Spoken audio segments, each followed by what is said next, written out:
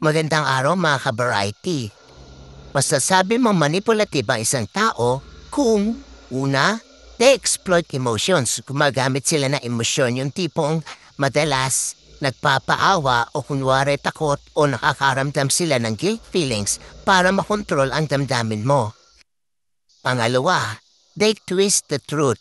Pinabaluktot nila ang katotohanan. Yung tipong gusto nila hawak nilang sitwasyon o pabor sa kanila, kaya kadalasan nagsisinungaling o itinatago nila ang katotohanan para pagdudahan mo ang sarili mo.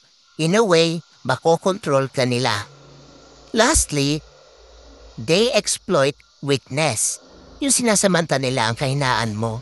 Sa una, o obserbahan ka nila para malaman nila kung anong kahinaan mo o yung mga insecurities mo.